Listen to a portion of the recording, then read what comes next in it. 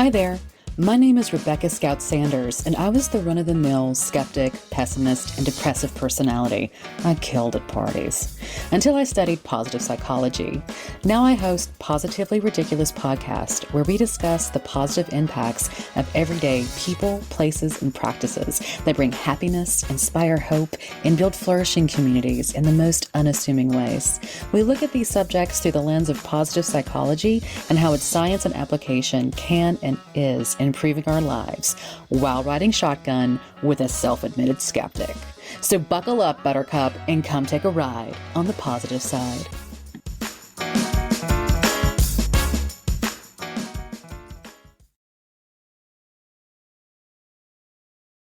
During the very first episode of Positively Ridiculous podcast, I take you on an epic journey of discovery, starting in the ancient times of 1994, when the science of positive psychology was born.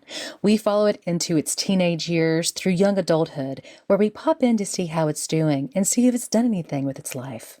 So strap in and hold on, because it's going to be positively ridiculous. Hello, and happy Tuesday. Welcome to the very first episode of Positively Ridiculous Podcast, or PRP. I'm your host, Scout Sanders, accompanied by my 20-pound mini Bernedoodle, Dagny Joy. We are enormously excited and thankful for your time, attention, and whatever reservations you have today about this podcast, your workday, or your choice of underpants. You have officially entered the community of I see you, I hear you, and I got you. That may sound stalkerish to some, and that's fair. So let me reassure you, I enjoy slightly more constructive and legal hobbies like podcasting, gardening, golfing, traveling, teaching my dog cool tricks, writing, and lastly, extreme ironing. It's a thing. Look it up on positivelyridiculouspodcast.com. Let us begin by discussing this little campaign of mine to bring you and yours inspiration, hope, community, kindness, and purpose through sharing the stories of the people, places, and practices that create these excellent virtues within individuals, communities, and society at large. I'm interested in the work of unsung heroes who are grinding away on their little streets, neighborhoods, and industries to make way and make room for positive emotions like love, gratitude, and awe. People who are meaningfully engaging with people and communities, building relationships of respect and equality. People who show up every day with meaning and purpose, and who are challenging the status quo with their bravery and achievements. This sounds like a large order, but you know people like this or are yourself one. You may interact with an everyday hero regularly at school, work, spin class, or the grocery store, but we've become so distracted from our surroundings and lives that we no longer notice kindness or goodness.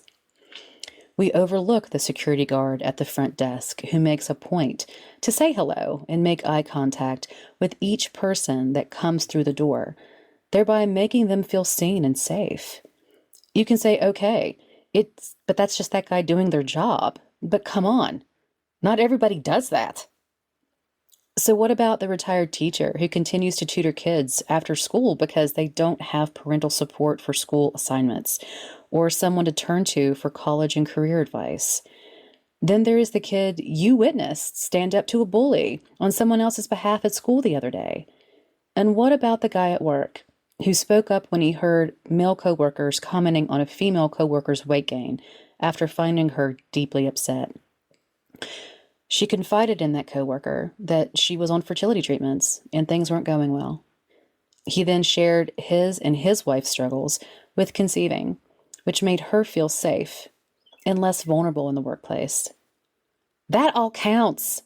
All of that is really happening, but we are too distracted, too busy, or just so callous to the good being done in the world that we've just given up on the idea that good changes anything or that it changes us.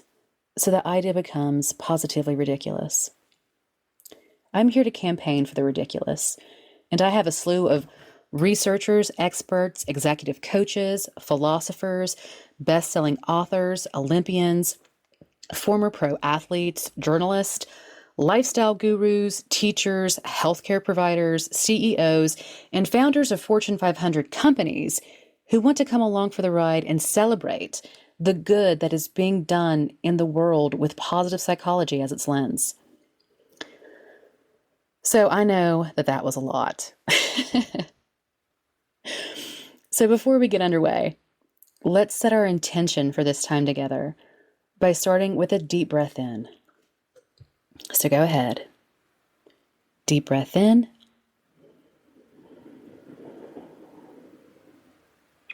And deep breath out.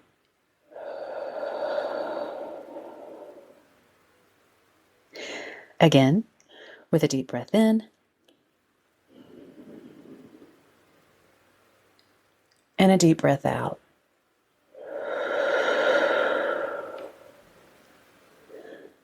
The intention that I am setting for today's podcast is to connect with you on a personal level, entertain, educate, and appreciate you. So let's get started. A little about me and how I ended up being a practitioner of positive psychology when I literally had an opportunity to be anything else in the world. I don't intend to overwhelm you with my awesomeness today, but I think providing you with a general overview of who I am and my background is an excellent place to start. So imagine you just swiped right on me, and this is the awkward, hey, and hi, I really like your smile part of the conversation. I grew up in Beckley, West Virginia, home to the Woodrow Wilson Flying Eagles, former NBA pro Tamar Slay, Beckley Exhibition Coal Mine, Tamarack Marketplace, and ridiculously gorgeous Grandview State Park and Golf Club. There's Theater, West Virginia, and my personal favorite, Mountain State Miniature Golf. The nephews and I visited there over the summer and had a blast. There is an indoor climbing wall, an ice cream counter, and a coffee shop. Just a really cool and fun place to go with your family, or on an awkward first date, which we witnessed during our visit. Just want to say, may God bless you with endurance and discernment if you are one of the many still looking for true love. As for me, I got a dog. Her name is Dagny Joy, and she works hard for her kibble. Also located in Beckley, West Virginia is West Virginia Tech with its top engineering program and competitive athletic teams. The state is composed of heavenly surroundings and has a plethora of recreational activities and wonderful people. Curious, intelligent, entrepreneurial, hardworking, fun-loving, God-fearing, friendly people. Would you like to know how you can spot a true meathead? Mention you're from West Virginia and wait to see who asks if you want to hear a West Virginia joke. They'll then proceed, even though you've said no thank you, they'll proceed without shame to describe your family and the people that you love as backward, uneducated, dirty, toothless, inbred sheep lovers who only know how to mine coal and go four-wheeling. But they always forget to mention that we all know how to skin a deer and fix your car. It's so offensive. And my answer is always no, by the way. Keep my state and my people out of your mouth. After graduating from high school, I attended the University of North Carolina, where I graduated with honors and a bachelor's degree in nursing. But not before I spent some time in China, working with Hope School of Nursing in Wuhan. Yes, that Wuhan. I then worked as a cardiothoracic intensive care nurse at a major teaching university, and this is where I cut my teeth and learned what it really meant to be a nurse. Expert knowledge in pharmacology and pathophysiology, leadership, outstanding work ethic, high-level problem-solving skills, diplomacy, heaps of patience and empathy to rival any none. Here is where I also learned to ignore my physical symptoms of exhaustion, hunger, my need for quiet and rest, and the need to feel appreciated, seen, and valued. Because after all, I was saving lives, and that should be reward enough, right? Right? I later transitioned to critical care transport and flight nursing after I decided to attend Duke University for my first master's degree. I decided to become a nurse practitioner. I felt like I had grown out of my bedside nursing role, and so I desired more knowledge, independence, income, and opportunity to impact healthcare positively, which was a lofty and idealistic goal, I know. So I continued to work full time while in graduate school, full time as well.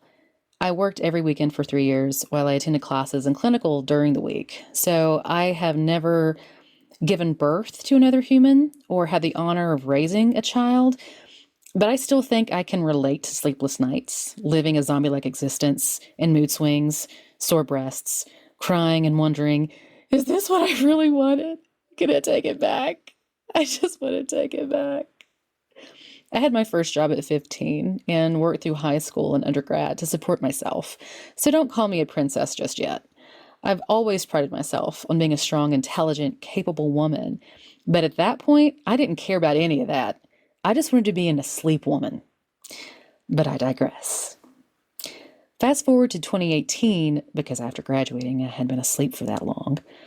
And I had been traveling the world for several years, visiting art museums to view rare collections by Salvador Mundi, Pablo Picasso, Gerhard Richter, and Gustav Klimt, just to name a few. I also developed a love for Formula One racing and made special stops in Monte Carlo, Barcelona, and Shanghai to catch a few races. Finally, when I returned to the States, I moved from Boston, where I had been keeping my stuff for 3 years, to a small town in South Carolina, where I was playing golf on the weekends, trained for my first triathlon, and practiced as a vascular surgery nurse practitioner. I was closer in proximity to my family than I had been in years, and warmer. Much, much warmer. But despite the jet-set, comfortable life I was living, my depression and anxiety were at the time very poorly controlled. I often self-medicated with an over-the-top pool party or a night of binge drinking with friends, only to find my symptoms off the charts in the following days. When I could barely manage, I would cycle for 20 miles or run during the hottest part of the day to feel like I was in control of my body and mind again. This cycle was repeated for months, and each time becoming less effective. At age 11, it would be fair to say that I began suffering from anxiety and depression. It's been a real ordeal for most of my life, partly due to genetics, but primarily because of many unfortunate circumstances. We may get to those in later shows, but for now, we'll just leave it right there. Then in March, the world received news of COVID-19. Our country and healthcare system went into total crisis.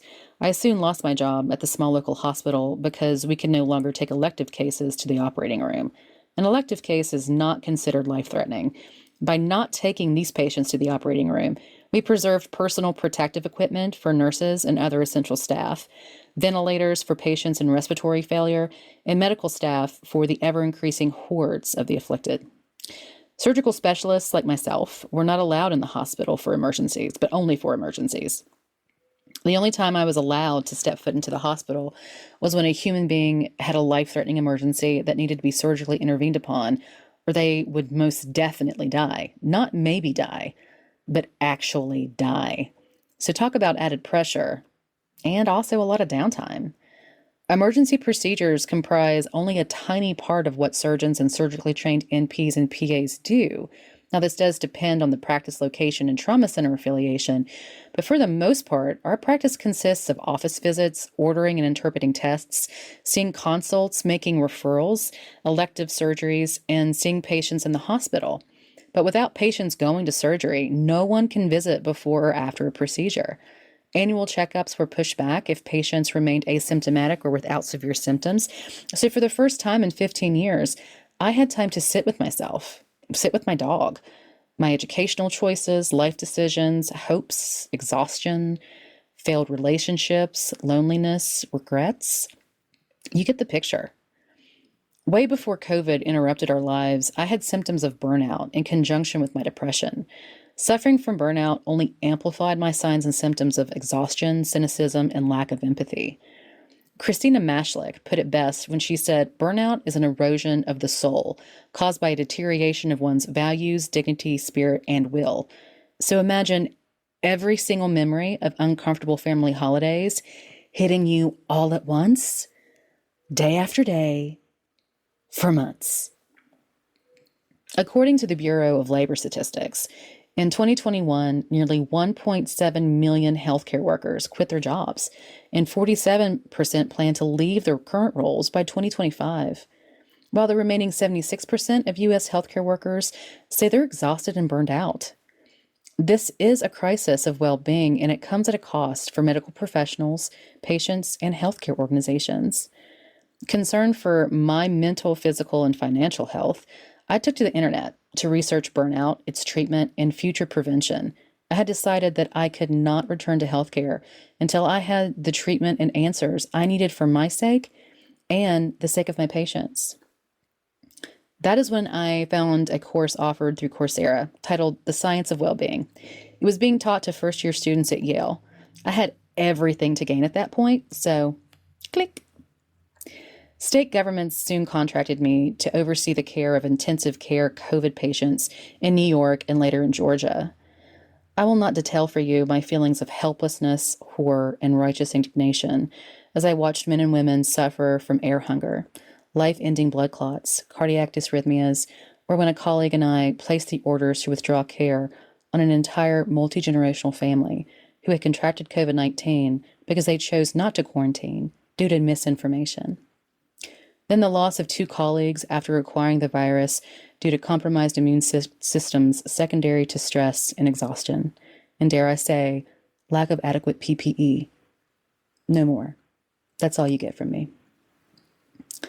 I continued studying the concepts described in The Science of Wellbeing. This is where I was introduced to positive psychology and the founding father, Dr. Martin E. P. Seligman, and researchers Milhai Csikszentmihalyi, Barbara Fredrickson, Sonia Lyubomirsky, Barry Schwartz, Isaac and Ora Prelatinsky, and Jonathan Haidt, to name a few. Positive psychology studies positive emotions, positive traits, and positive behaviors. During and after COVID, I needed all the positive anything I could get, so I ate this stuff up with a pinch of salt. Now remember, I'm the first to admit that to a skeptical, critical thinking mind that has seen some stuff, this sounds like fluff, happyology, or self-help dressed up as science. Don't forget that you're riding shotgun with a self-proclaimed skeptic who found the science, its results, and potential so compelling that I earned a second master's degree in applied positive psychology from the University of Pennsylvania to disseminate this stuff and to live it full time. So slow it down, Charlie Brown, and listen up. Positive psychology is a scientific field that studies positive emotions, positive traits, and positive behaviors, leading to increased well-being and flourishing. Formally founded in 1998 by psychologists Martin E. P. Seligman and Milhai Csikszentmihalyi, the origins of positive psychology can be traced back to the 1950s and 60s, when humanistic psychology emerged as a reaction to the mechanistic and reductionistic tendencies of behaviorism and psychoanalysis.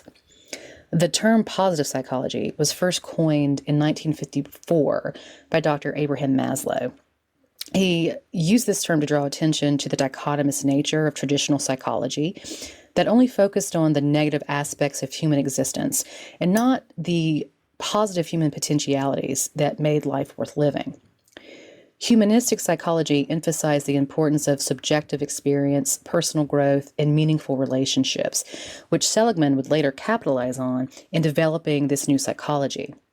During the 1960s, Dr. Seligman, or Marty, as he likes to be called, practiced as a clinical psychologist, seeing people suffering from anxiety and depression in droves. He theorized that depression occurred in people who felt helpless due to uncontrolled aversive events. The 1960s was a tumultuous time, if you remember. The Vietnam War was still raging. There were civil rights protests, the assassination of JFK, Martin Luther King, Malcolm X, and that was all on top of the Cuban Missile Crisis. The only highlight in the 1960s was the moon landing, meaning to find some peace in the world, you literally had to leave Earth's atmosphere. Marty and fellow researcher Steve Mayer coined the term learned helplessness after studying how animals responded to prolonged stressors. The animals eventually became passive and apathetic. These findings extended to the human population. When we establish an actual or perceived inability to control life outcomes or escape misery, we become depressed. We stop trying to improve our circumstances.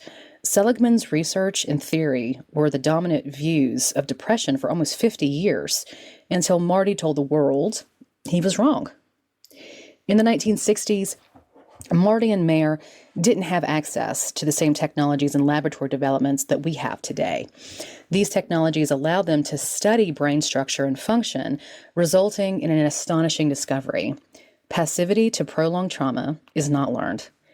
It's hardwired into us. The brain is wired for survival. And one primary reason why our species has survived for centuries is thanks to a little-known brain feature known as negativity bias. What are you more likely to pay attention to? A man helping an elderly lady across the street in heavy traffic, or someone running out of the store wearing a mask? If you said neither, because you were likely looking at your phone, I'm glad you decided to join us today. Time and circumstances have taught our species to pay attention to what may harm us, not to what may save us.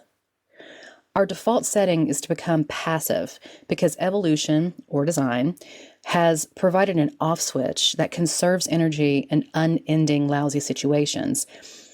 The commonly known psychological response of fight, flight, or freeze continually plays out in our body and brain chemistry during these prolonged periods of stress, wreaking havoc on our heart health, digestive and circulatory systems, and hormone levels.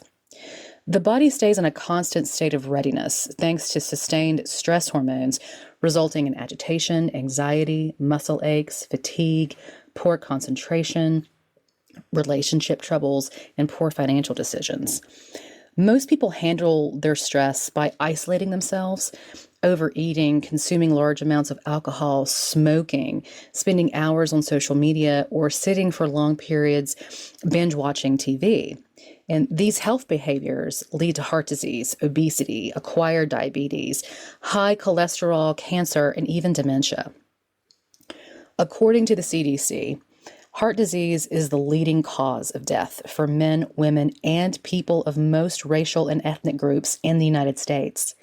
About half of all Americans, 47%, have at least one of three key risk factors for heart disease, which are high blood pressure, high cholesterol, and smoking. One person dies every 33 seconds in the United States from cardiovascular disease. About 600,095 people in the United States died from heart disease in 2021 alone.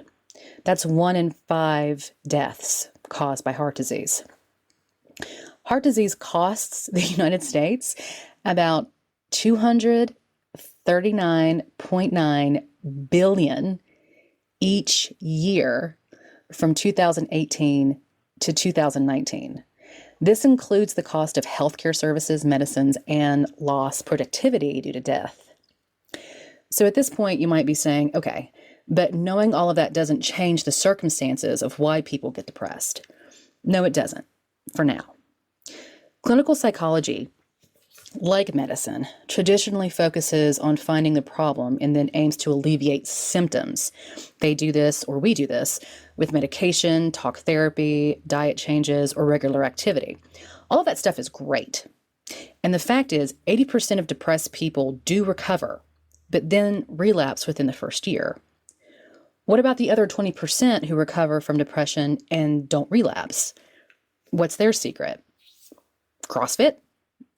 Lots and lots of burpees and power-ups? Get you some. But no, it's not CrossFit. But CrossFit doesn't hurt. According to psychologist Dr. Tom Tomasulo, in his book Learned Hopefulness, depression's kryptonite is hope. Recent research aimed at improving symptoms of depression found it was a simple method of cultivating individuals' strengths by focusing on what was best in themselves that prevented participants from relapsing a year out. These participants also reported improved well-being and felt that they were thriving. Hope has also been shown to increase well-being by encouraging positive health behaviors like exercise, healthy eating, smoking cessation, and increased socialization.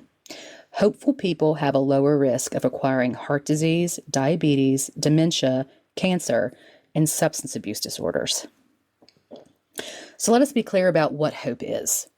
The term hope has a long history. It's predominantly in Judeo-Christian discourse and named as one of the chief theological virtues throughout history. Hope is referred to positive expectations about matters that are reasonably likely to pass. We aren't talking about blind hope or false hope, nor am I referring to faith. Again, by definition, faith is expecting someone else to save you from a situation, whereas hope places the self squarely in the role of rescuer through action. So what does all of this mean? When we show people the good in themselves and give them the tools to express their goodness, they develop hope.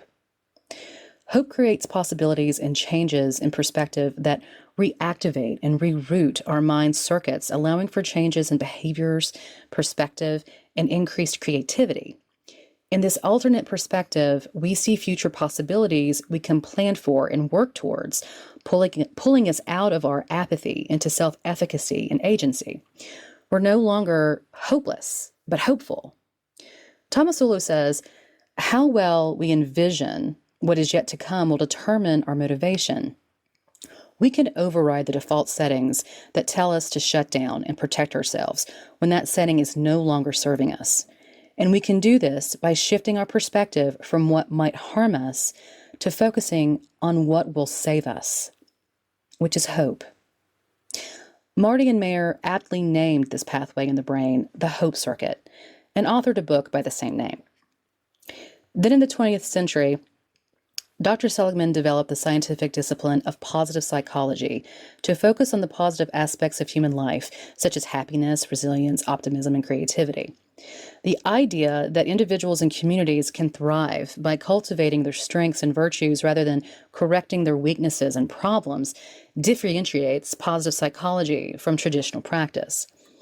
Its main aims are to promote positive emotions, engagement, relationships, meaning, and achievement, which Seligman later referred to as PERMA. The PERMA model allows individuals, practitioners, and researchers to assess, implement, and measure the outcomes of positive psychology interventions, leading to the improved well-being and flourishing of people and communities. Per the PERMA model, positive emotions are the pleasures and satisfactions that we experience in our daily lives, such as joy, gratitude, and love, where engagement is the state in which we are fully absorbed in our activities, using our character strengths and skills to pursue our goals. Relationships are our connections with others, which provide us with social support, intimacy, and belongingness. Meaning is the sense of purpose and significance that we derive from our experiences, our values, and goals, while achievement is the accomplishment of our goals, giving us confidence, mastery, and self-efficacy. This model and scientifically tested positive psychology interventions are used in various domains, including education, business, health, and sports. Scholars, practitioners, and researchers worldwide are using it to improve individual well-being, organizational effectiveness, and social welfare. For example, teachers use positive psychology interventions to enhance student engagement, motivation, and learning outcomes. Organizations use positive psychology principles in business to improve employee well-being, productivity, and innovation. In healthcare, practitioners use positive psychology interventions to help patients recover from illness, cope with stress, and improve their quality of life. Sports coaches use positive psychology techniques to enhance athletes' resilience, confidence, and performance. This interdisciplinary field draws on science from various disciplines, such as philosophy, sociology, neuroscience, and economics. Its diversity and openness make it a dynamic and innovative field with many opportunities for collaboration, creativity, and social impact. Compared to traditional psychology and its more intense long-term therapies, positive psychology interventions can be brief and involve simple exercises that can be practiced daily. So, for example, an intervention used to build empathy for elderly patients with hearing loss among medical students involves direct perspective taking. Medical students were instructed to insert earplugs in their ears and then to conduct and then undergo a medical examination. The intervention resulted in higher empathy scores upon completing a post-intervention survey, demonstrating that empathy can be learned and increased regarding other people's interactions of the world or interpretations of the world. One crucial aspect of positive psychology interventions is their ability to be judiciously applied. Take, for instance, someone seeking to build the courage to carry out an action or task. Sometimes it's more appropriate to help someone critically assess their goal rather than focus on building the courage to carry the goal out. A real-life example of this was a client that had asked me to assist them in meeting their goal of orchestrating a smear campaign against a coworker they competed with for a big promotion. Rather than directly criticizing the goal, I asked the client to question the nobleness of the goal and calculate the emotional toll that it would take to carry out such an effort. People have to determine the merits of their own goals. As a positive psychology practitioner, I can only teach and encourage the principles that make up everyday ethics and values, and each person has the right to determine who they are within that system. In the words of George Bernard Shaw, life isn't about finding yourself. Life is about creating yourself. We are the result of our thoughts, actions, and environments. We can improve our life circumstances and the circumstances of others by developing simple habits that keep us present, engaged, empathetic, kind, and hopeful. One of my favorite quotes by philosopher William James is, "We must make automatic and habitual, as early as possible, as many useful actions as we can. The more of the details of our daily life we can hand over to the effortless custody of automation, the more our higher powers of mind will be set free for their own proper work." The sooner we start training our minds to look for goodness and kindness, the sooner we find it. The sooner we practice goodness and kindness, the easier displaying these virtues to others becomes. The sooner we get past petty squabbles, ego trips, and toxic consumerism, the more likely we will be able to recognize what really matters to us. Sustained happiness, engagement with the people and places we encounter, deeper relationships with the ones we love, finding meaning and purpose in everyday things while feeling accomplished and capable.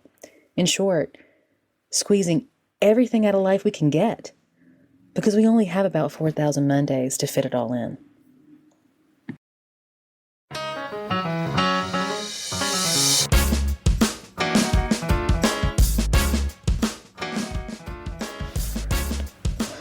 Well, we made it. The first episode is done and dusted. I want to thank you from the bottom of my heart for spending time with me today. Congratulations to you for wanting to be a champion for good. Remember to set your intention to perform one random act of kindness this week. Small, medium, or large, does not matter the size. And leave a comment on positivelyridiculouspodcast.com describing how the act made you feel. Can't wait to read them.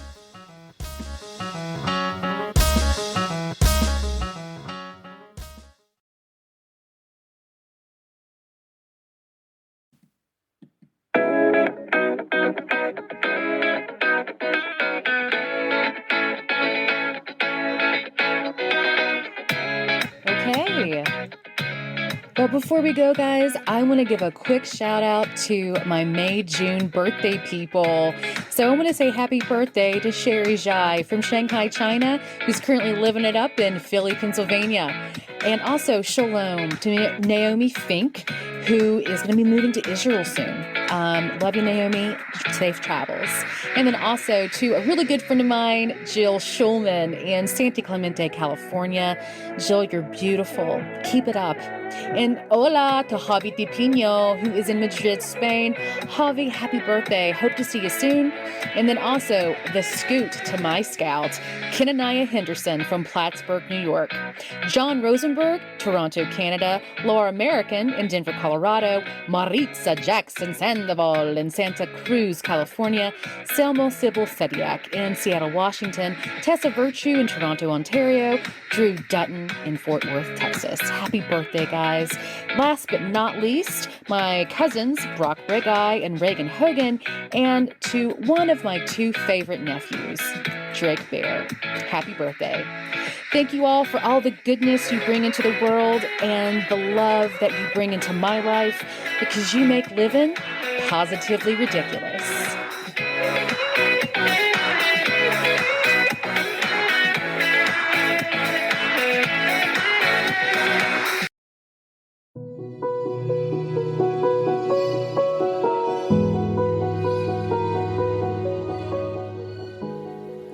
Be sure to visit positivelyridiculouspodcast.com for episode resources and downloads.